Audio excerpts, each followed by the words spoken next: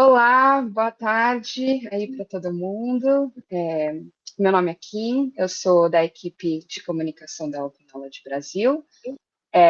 Antes de começar, né, queria informar que a gente está aqui, essa primeira parte da sessão, ela está sendo gravada para que a gente possa disponibilizar isso aqui no nosso canal do YouTube depois. E aí, quando a gente abrir para dúvidas, né, a gente vai gravar e vai parar de gravar para todo mundo ficar mais à vontade, tá? Bom, hoje a gente está aqui com a Beatriz Mills para falar sobre GitHub. A Bia é uma grande parceira nossa, né? Já esteve com a gente em vários outros eventos, inclusive em abril teve um webinar aí da Escola de Dados, né? Então ele está aí no canal do YouTube da Escola de Dados, para quem quiser conferir. Mas para quem não conhece, a Bia é doutora em ciência ambiental e atualmente realiza estágio pós-doutoral na Universidade Federal do ABC. Desde 2018, ela atua como co-organizadora do Ar Leire São Paulo, promovendo aí a diversidade de gênero na comunidade de R. E ela faz parte do programa GitHub Star, é associada da Open Knowledge Brasil e também faz parte da nossa rede de embaixadoras de inovação cívica. Antes de começar, então, esse plantão Tirar Dúvidas, eu passo a palavra para a Ide Svab, que é a nossa diretora executiva, para explicar um pouquinho sobre esse plantão e a parceria da Open Knowledge Brasil com a iniciativa DITSKILD. Ide? Obrigada, Kim. Como que é? Fala, bom dia, boa tarde, boa noite. A gente não sabe exatamente quando vocês estarão assistindo. Deixa eu ver se eu consigo compartilhar aqui uma tela. Deixa eu ver aqui. Não sei se eu conseguirei. Será que... Estou com uma dificuldade de ver. Achei. Ver se vocês veem minha telinha. Estão vendo? Não? Então, vou tentar de novo. Parou? Estava começando a transmitir. Então, de novo.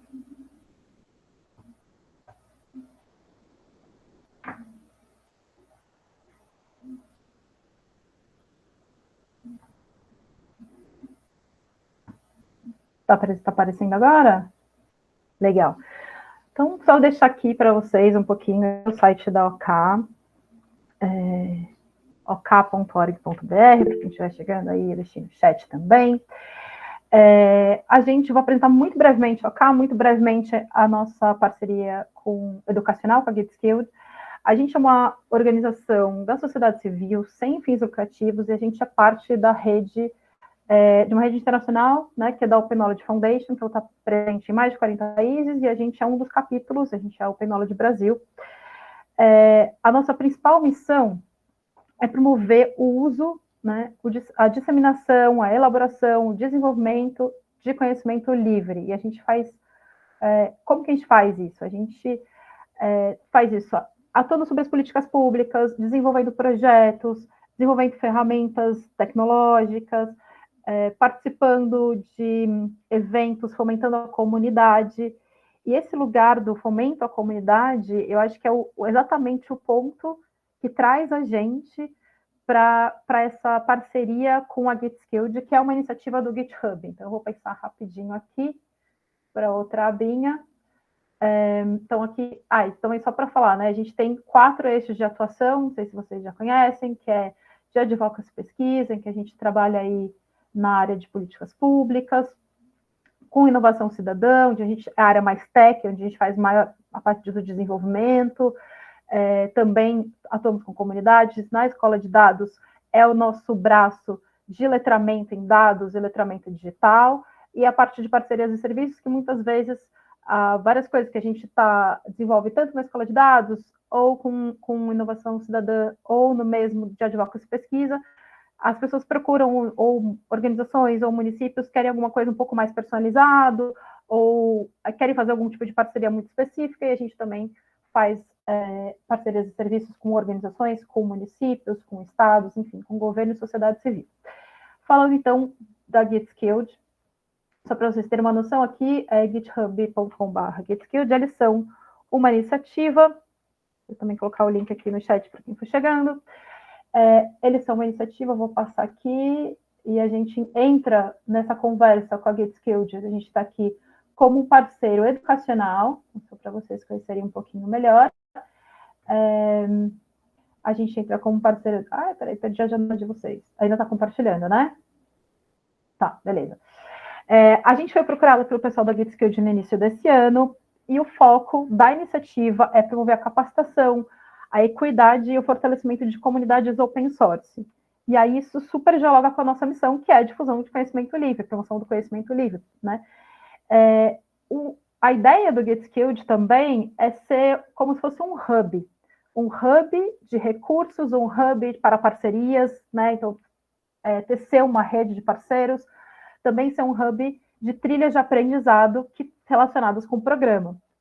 Então, acho que o principal objetivo nessa parceria, né, do que fez sentido para a gente, é diminuir a barreira de entrada e fornecer uma jornada, um caminho muito claro e acessível para quem quiser contribuir com projetos open source. E aí, o que eu achei interessante, quando eles vieram falar com a gente, elas, na realidade, é que havia um recorte muito focado em pessoas, em países, em regiões, em organizações que tivessem aí olhando para grupos subrepresentados dentro do universo open source. Então, acho que fica aí esse grande destaque, né, porque a gente gostou muito da parceria nesse lugar. Aí tem, dentro disso tudo, né, o que a gente tem recomendado aí na divulgação dessa parceria? A gente tem recomendado principalmente a trilha do GitHub Fundamentals, ou acho que é Fundamentals, o nome do Foundations, o nome da trilha, que a ideia é bem do beabá, bem, se você nunca mexeu com o GitHub, você vai entender um pouco qual que é a potência que traz um repositório, que é uma forma de você não só versionar os seus trabalhos, os seus arquivos, o seu código, a sua apresentação, mas também é uma forma de você trabalhar conjuntamente, de uma forma organizada, sem perder as versões. Então, você tem lá uma versão, você consegue trabalhar na sua versão, eu consigo trabalhar na minha versão, a Rebeca consegue trabalhar na dela, a Beatriz na dela, eu consigo trabalhar eu e Kim numa versão, Rebeca e Beatriz em outra versão, e a gente não se perder nesse processo, e a gente conseguir, de fato, acumular de uma maneira muito inteligente e organizada o conhecimento e o trabalho da comunidade em torno de um lugar comum, e esse repositório comum, ao mesmo tempo que você respeita a possibilidade das branches, dos spin-offs, ou de possibilidade de ramificação do projeto original, mas também, se esse projeto original quiser voltar e contribuir para o projeto original, as ramificações querem voltar para o projeto original e contribuir, isso também é possível. Então, acho que o sistema Git, ele possibilita isso, e eu acho que ele é uma das coisas mais incríveis quando a gente fala. A gente tem o GitHub, a gente também tem GitLab, tem outras ferramentas Git, né? Git é um sistema que tem GitHub, tem GitLab, tem o Bitbucket, enfim. Mas eu acho que isso é um lugar muito precioso quando a gente pensa no desenvolvimento de praticamente todas as comunidades open source. Por isso que isso fez sentido para a gente. E aí eu vou passar já a bola para a Beatriz Mills, que tem as dicas para quem está começando agora. Vai lá, Bia, com você. Vou parar de compartilhar aqui. Olá, eu vou compartilhar e pode ser que às vezes eu olhe para o lado, porque eu estou com duas telas, tá? Eu cheguei não fiz uma apresentação, mas eu escrevi em forma de um texto para ficar mais fácil para as pessoas que forem consultar depois, acessarem os links, tá?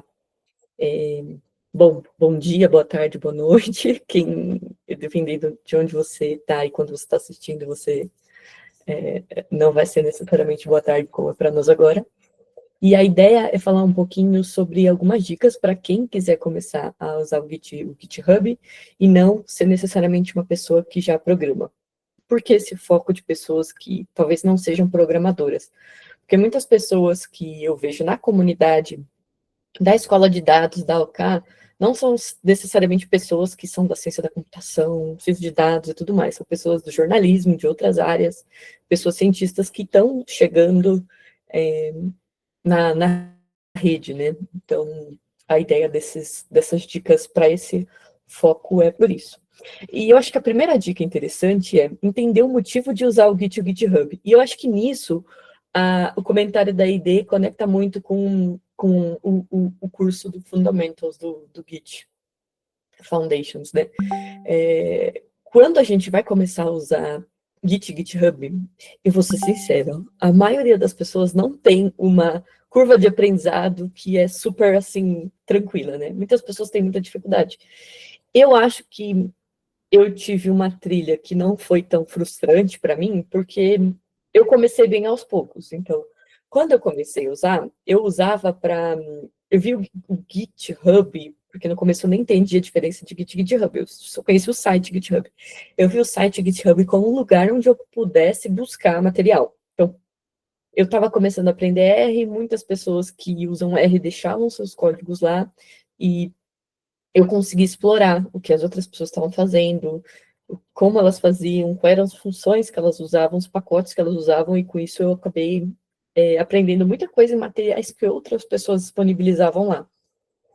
Assim como tem em outras áreas, né, no jornalismo, na pesquisa, enfim, tem várias pessoas que deixam suas análises e os códigos das análises em plataformas como o GitHub.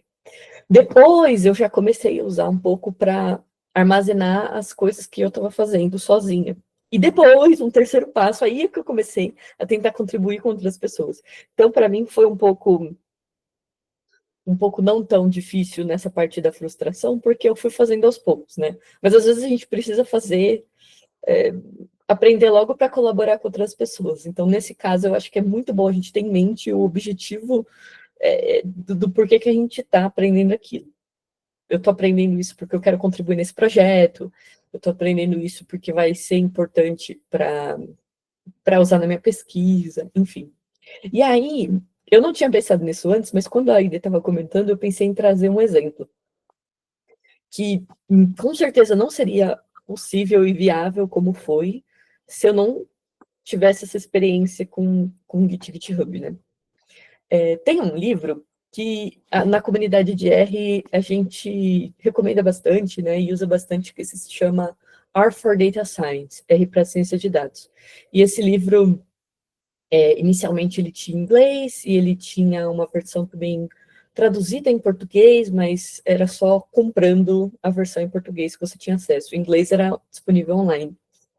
Então, alguns anos atrás, acho que foi em 2020 ou 2021, acho que 2020, eu vi que os autores estavam escrevendo uma segunda edição, e eu mandei uma mensagem, inclusive foi no GitHub, está público lá, se a gente for procurar, a gente encontra. Foi na pandemia. E eu falei, nossa, seria muito legal se a gente conseguisse fazer essa tradução pela comunidade. E aconteceu, tá? Então, o livro está disponível, ele está disponível em português, online, então as pessoas conseguem usar sem precisar pagar. E tudo isso foi feito no GitHub, porque o repositório do livro, o livro era todo estruturado em capítulos dentro do repositório, em arquivos que, para quem não conhece tanto, você tem códigos, textos misturados, mas depois o software transforma isso em uma página bonita, né? E a gente conseguiu fazer a tradução com a ajuda de mais de 20 pessoas que participaram desde a tradução e revisão. E essas pessoas todas tiveram que usar o GitHub. Muitas delas nunca tinham usado antes, então a gente teve que fazer alguns tutoriais para as pessoas já chegarem colaborando. Então, teve que ser uma coisa bem, bem leve. Mas, assim, esse era um objetivo claro que as pessoas tinham nelas. Eu vou ter que aprender a usar isso aqui para colaborar nessa tradução. E foi feito, deu certo, né? Muita gente colaborou, e só está disponível, assim, por trabalho de muitas pessoas. Mas acho que esse exemplo eu queria trazer para a dica 1. A dica 2 vem de uma coisa que eu sinto que eu via como um certo preconceito no começo. Muitas pessoas falavam assim, ah, não, você só sabe usar se você estiver usando no terminal, e na tela preta, escrevendo vários comandos. E não é assim, a ideia até fez assim. Várias pessoas já falavam umas coisas assim, mas quando a gente está usando o Git e o GitHub, a gente consegue usar no terminal, então as pessoas que têm um treinamento da ciência da computação, geralmente elas já fazem assim, até porque elas já têm treinamento de como usar o terminal e elas já são acostumadas com isso. Mas quando a gente está começando, muitas vezes a gente nunca nem usou o terminal. Então, a minha dica é comece por interfaces amigáveis. Por exemplo, quando a gente está usando o GitHub, tem várias coisas, ou enfim, outras ferramentas que você for usar que for similar, por exemplo, o GitLab, tem muita coisa que a gente consegue fazer direto da interface. Então, a gente consegue criar um repositório, criar arquivos simples, colocar documentação, adicionar arquivos, fazer upload de arquivos, deletar arquivos, criar pasta, tem muita coisa. Toda a parte do livro que as pessoas fizeram contribuições de capítulos, elas conseguiam fazer, a gente escreveu um fluxo para que elas conseguissem fazer na interface da internet. Então, elas não precisavam passar por instalação, linha de comando e nada assim, tá? Então, tem muita coisa, contribuições que a gente consegue fazer por aqui, e também editar arquivos também, né? Imagina que eu tenho esse arquivo aqui, tem o botãozinho de lápis que deixa a gente editar arquivos. Então, tem muita coisa que a gente consegue fazer na interface. Quando você chega em algum momento que você percebe que a interface não tá adiantando, tem coisas que eu não consigo, e vai ter coisas que a gente não vai conseguir fazer, a gente consegue buscar interfaces mais amigáveis, que são interfaces gráficas. Então, um exemplo dessa interface gráfica é o que a gente chama de GitHub Desktop. Não é necessariamente a que eu uso, mas é uma mais geral que muita gente usa, tá? Então, ele te dá um software no seu computador que deixa você usar de uma forma mais fácil. Se você programa e você tem uma interface de desenvolvimento que você já usa, você também pode ver se tem alguma conexão, tem uma interface do Git lá. No meu caso, eu uso muito o RStudio, que tem uma interface, e também uso bastante o VS Code, e o VS Code também tem. Eu acho que eu tinha deixado ele aberto. Deixa eu abrir aqui. Bom, quando a gente abre o VS Code,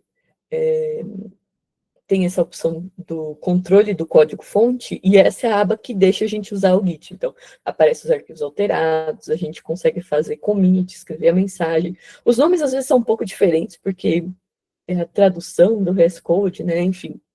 Mas a gente consegue fazer vários dos processos por aqui. Vai chegar algum momento que vai ter coisas que a gente vai ter que fazer no terminal. Vai ter algum problema de conflito, alguma coisa vai chegar a ter que fazer no terminal. E aí, nesse caso, eu recomendo você, ok, eu vou ter que usar o terminal, mas use bastante a ajuda do Google. Várias vezes eu tenho problemas com, meu Deus, como é que eu vou usar essas coisas específicas no terminal? Eu consigo encontrar fácil na internet alguém que já teve essa dúvida, algum tutorial. A Aide levantou a mão, você quer falar? Eu só pedi para você explicar o que é terminal. Ah, boa! Vamos abrir o terminal. O terminal, esse aqui é o meu mais amigável, né? Mas o terminal é essa interface que é mais amigável que a da... Mas é essa interface que toda a interação que a gente vai fazer com o computador, a gente vai ter que escrever comandos, tá? Então, a gente chama de linha de comando. Então, diferente do nosso computador, que a gente vai clicando, a gente tem que escrever comandos. Então, por exemplo, CD é para a gente mudar de diretório. Então, a gente não vai clicar numa pasta para abrir, a gente tem que escrever o caminho para a pasta. Deixa eu ver. Não, peraí. Desktop. Peraí, será que o ETEC está aqui ainda? Acho que tá. Tá. Então, ó, se eu fizer git status, eu consigo ver que tem uma pasta nesse projeto que se chama arrumar, que eu ainda não fiz nada com ela. Então, conforme essa pasta é uma pasta que existe no meu computador e que ela já está sendo versionada. Então, qualquer coisa que eu queira fazer com o Git, então, adicionar um arquivo para que seja enviado, para salvar, salvar alguma modificação, buscar as modificações que está no GitHub. Tudo isso é por comandos. Por isso que a gente fala que é um pouco mais complicado para quem não tem costume no, com programação e com linha de comando, né?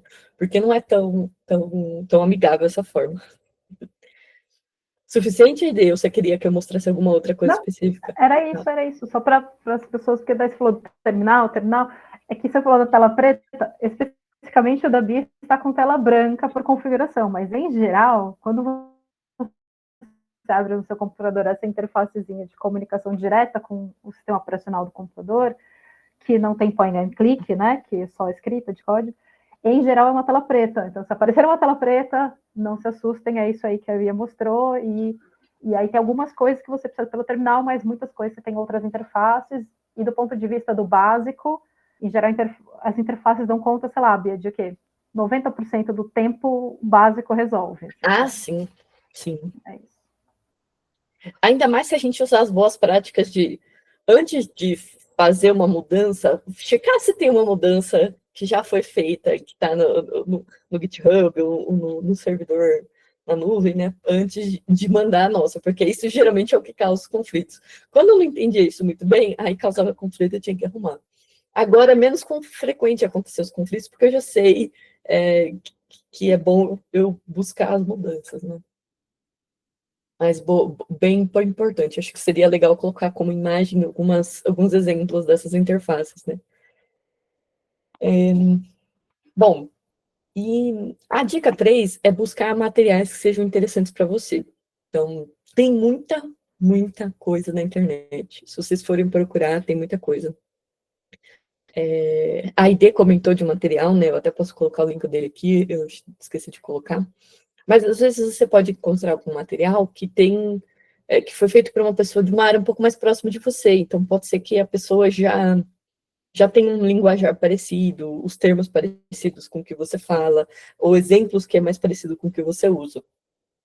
A minha experiência é, quando eu olho um material de GitHub, feito por alguém que é muito de uma área da computação e coisa mais técnica, é muito mais códigos no terminal, coisas menos...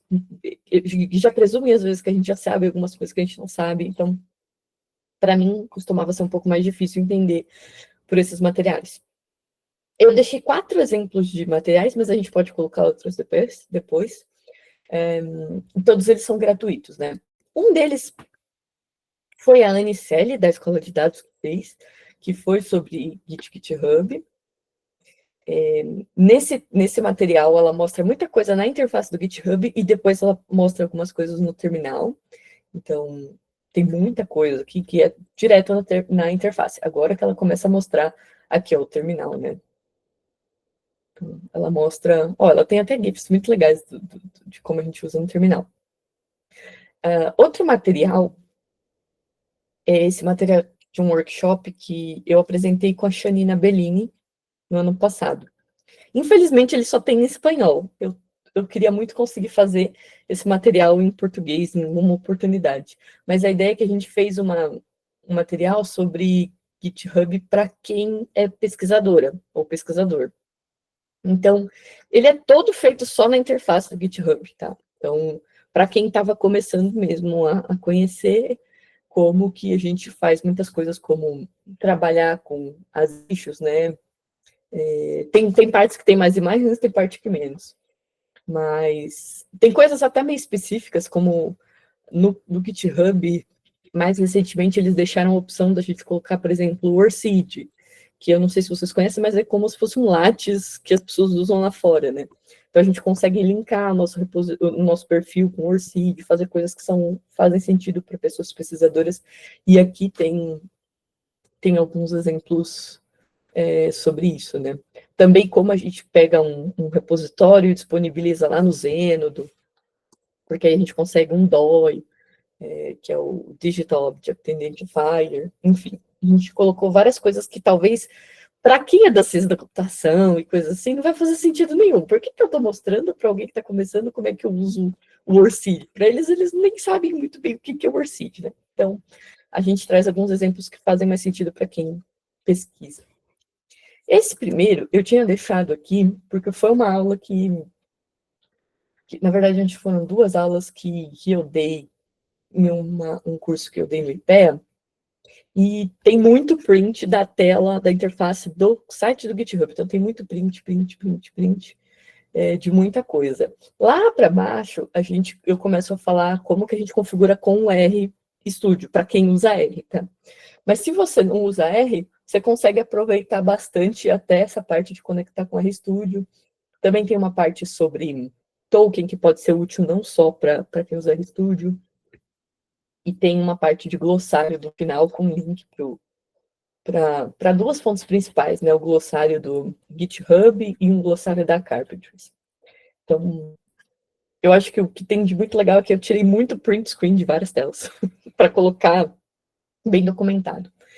E eu também coloquei uma playlist que foi o Theo que fez, o Theo Calvo. O Theo, ele é uma pessoa que basicamente só trabalha, o trabalho dele é criar material de tudo na internet, e aí ele fez um curso gratuito na internet sobre GitHub, mas nesse caso ele é mais da pessoa da ciência de dados, estatística, Python, então ele é bem linha de comando mesmo, né? Mas eu acho que a ideia das dicas eram essas. Pense por que você está passando por isso, por esses estudos que podem não ser tão fáceis. A segunda, vá pelas interfaces amigáveis, não ouça quem fala que você não é uma pessoa que está programando de verdade, se você não está sofrendo no terminal, não vamos sofrer.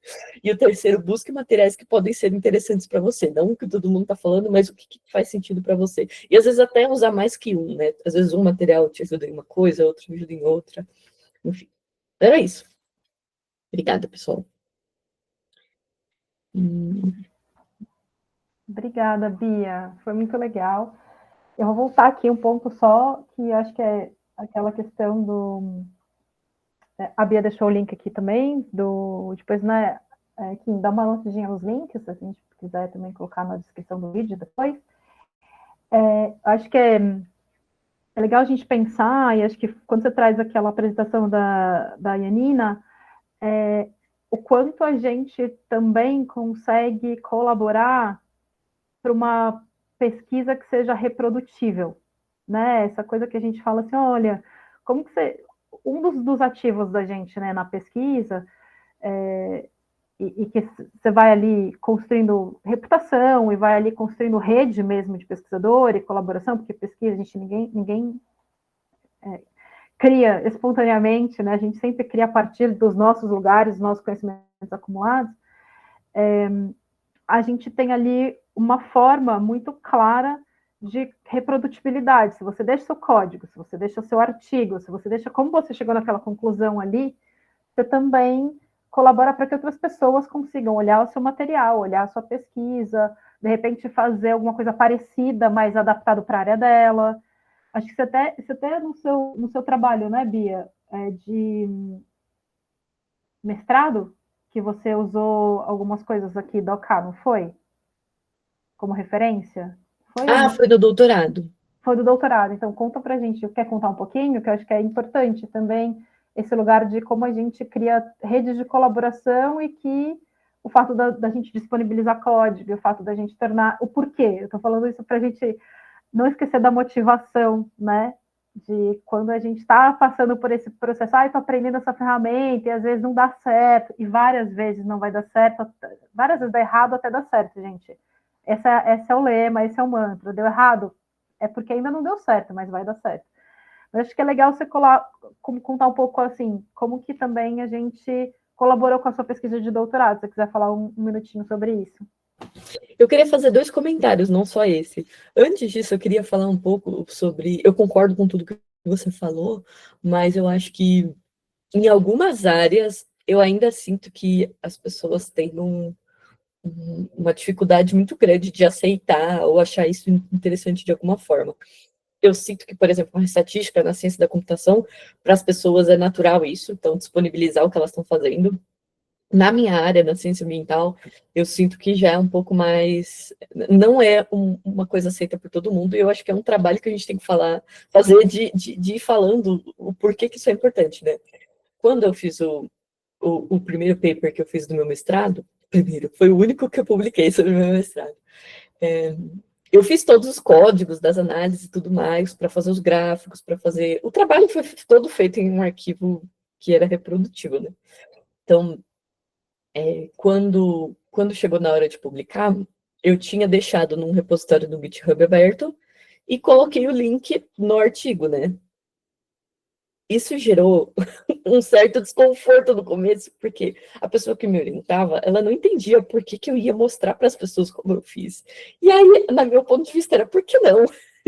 Ah, não, mas as pessoas vão roubar sua técnica, vão roubar seus dados. E se alguém olhar aquilo e for útil para a pesquisa dela e ela poder adaptar para o que ela está fazendo, que bom, ela não vai estar roubando nada de mim. Para mim, vai ser uma contribuição indireta que eu faço.